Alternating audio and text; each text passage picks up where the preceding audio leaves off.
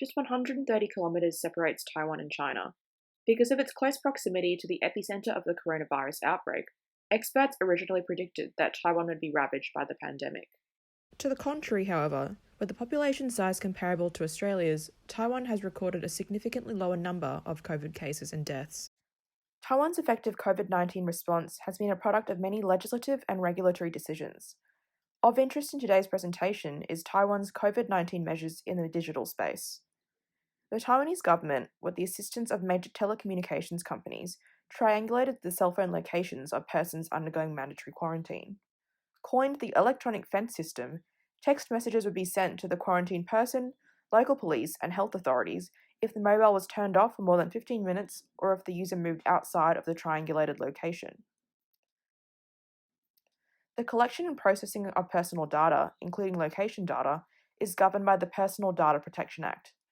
A government agency is able to use the data if it is for a specific purpose and where it is necessary to perform its statutory duties.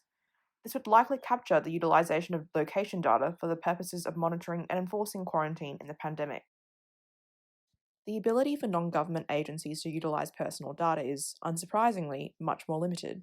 However, an exemption applies under the legislation in circumstances where a non-government agency uses the personal data where necessary for furthering public interests. Taiwan argues that the telecommunication companies involved in establishing the electronic fence system fall under this category and thus escape liability under the Act. Coupled with its utilization of big data is a desire by the Taiwanese government to stamp out the digital spread of COVID-19 misinformation. Under COVID-19 specific legislation, spreading fake news to undermine disease control efforts is a crime punishable by up to 3 years in prison, in addition to or in lieu of fines of up to 143,000 AUD. A similar provision under the Social Order Maintenance Act deems that spreading rumours sufficient to undermine public order and peace is punishable by fines of up to 1,400 AUD or a 3-day detention period. In practice, these provisions are being utilised by the Bureau to investigate information disseminated through a variety of social media platforms.